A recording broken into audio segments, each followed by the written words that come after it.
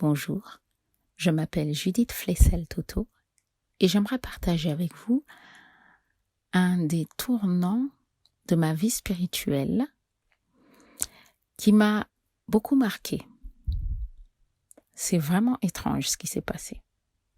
Jusqu'à présent, ça demeure un mystère, mais je l'accepte parce que notre Dieu est vraiment mystérieux.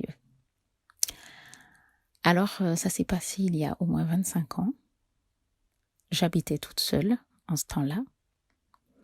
Et je ne sais pourquoi, pendant une semaine, à 3 heures du matin, pile, sans réveil, eh bien, mon sommeil se coupait. Sans raison. 3 heures pile. Et je n'avais qu'une envie, c'était de prier ou de chanter. Bon, ça ne dérangeait personne, comme je disais. Donc, je faisais en sorte de ne pas réveiller mes voisins et ne pas chanter à gorge déployée à 3 heures. Mais en tout cas, je n'avais qu'une seule envie, c'était chanter ou prier. Chanter, prier. Des fois, je faisais les deux. Ou trouver un texte biblique et voilà. Et je me rendormais au bout d'un petit quart d'heure. Et puis voilà, au bout d'une semaine, c'est passé. Je me suis posé la question, mais pourquoi Seigneur, ça s'est passé comme ça? Pourquoi à 3 heures du matin? Pourquoi je n'avais envie que d'être en communion avec toi? C'est bizarre. Mais bon, je n'avais pas de réponse. J'ai un métier artistique qui m'oblige à rentrer très tard chez moi. Et des fois, je rentrais à des heures indues. Et ce jour-là, je suis rentrée en prenant le bus de nuit. Donc, il devait être à peu près 2h30 du matin. Et de la station où me déposait le bus, je devais marcher peut-être 4-5 minutes à pied, donc remonter ma rue. Alors que je remonte, d'un pas assez décidé, j'entends une voix d'homme derrière moi qui m'appelle « Mademoiselle, mademoiselle !» Alors je me dis « Tiens, je n'ai rendez-vous avec personne, tiens, c'est bizarre, qui m'appelle ?» Bon, j'ai pas peur, je suis pas une trouillarde. Je ne suis pas insensée non plus en prenant des risques. Mais bon, je me sentais pas forcément menacée. Donc, j'ai pas ralenti le pas non plus. Mais je vois un homme qui court à ma rencontre. Il me dit « Mademoiselle, ça va ?»« Oui. Je peux vous raccompagner ?»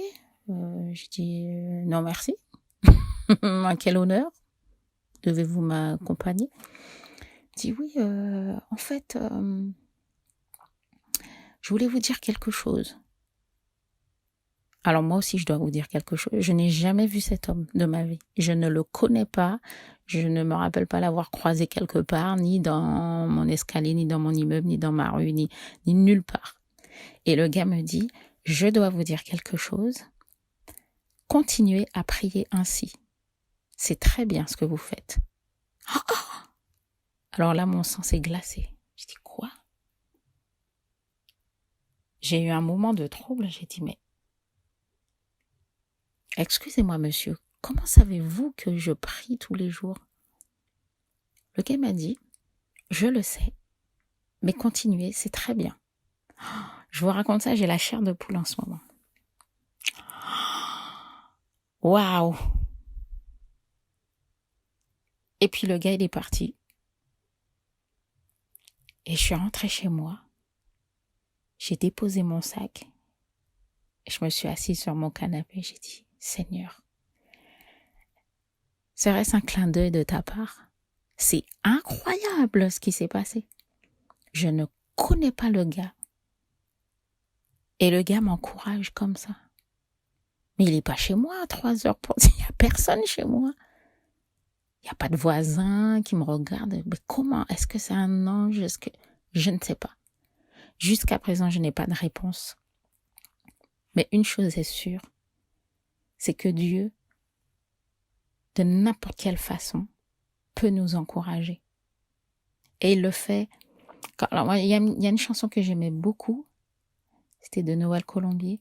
Dieu écrit droit avec des lignes courbes. Il nous mène où il veut par des chemins sinueux. Waouh, c'est génial. Donc en tout cas, soyez très sensibles à ce que Dieu a à vous dire. La façon dont il le dit, des fois on ne comprend pas toujours. Ça reste des mystères, mais qu'importe. L'essentiel, le but, le propos est de nous encourager à être des enfants fidèles et des enfants actifs, éveillés, et que Dieu vous bénisse tous.